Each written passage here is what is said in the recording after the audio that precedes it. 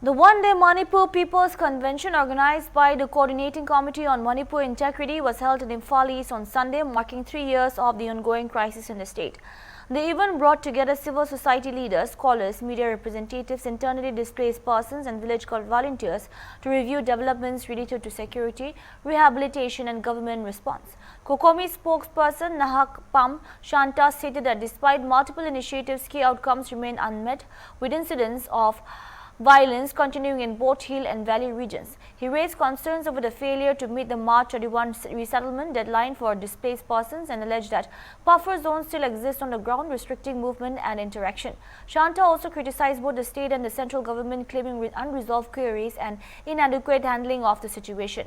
He added that the convention would adopt concrete resolution to push for action and security rehabilitation and what he described as a proxy war situation.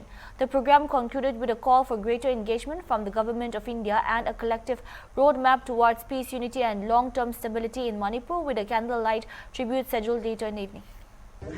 Now, it's been almost 3 years.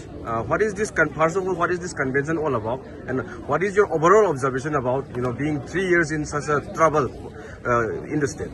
See, there has to be a concise and practical review, and including a technical and field-based review of whatever the government has taken up or what we are criticizing on.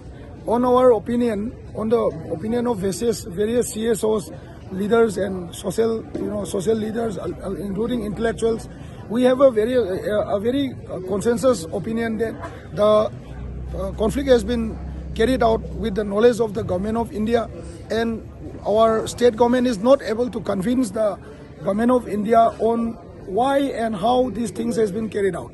Though the Government of Manipur has taken up various measures to bring inclusive development and inclusive peace process, it seems to us that they are not as far as achievable, or nor any of the important matter or important points have been achieved. Today's meeting is all about reviewing the 3 years of crisis, what the government has taken up, what the civil society has demanded, how many people have been affected, how much funds were sanctioned. It will not be fair if I do not ask about the resettlement of IDP. What is your observation about the overall IDP resettlement?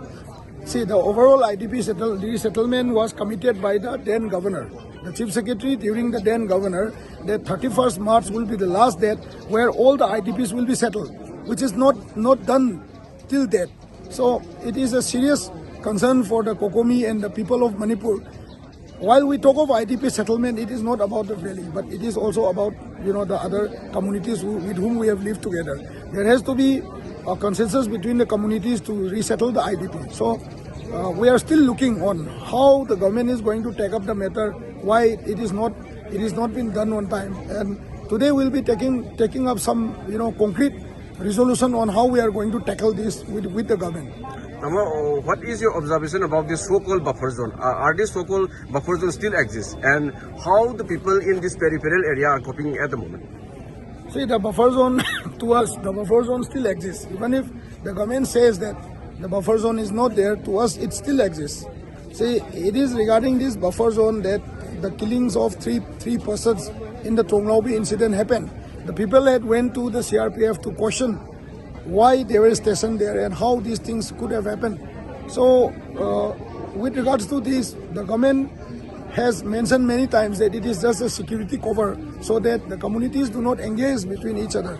Now, the big question is that how did the government decide that those people who are not having any arms or ammos, who are living on the borderline, the villages, they are not having any contact through the security zone for the last 3 years. None of the areas where there is a buffer zone, so-called buffer zone, or the security cover has not been in contact with the people-to-people contact, has never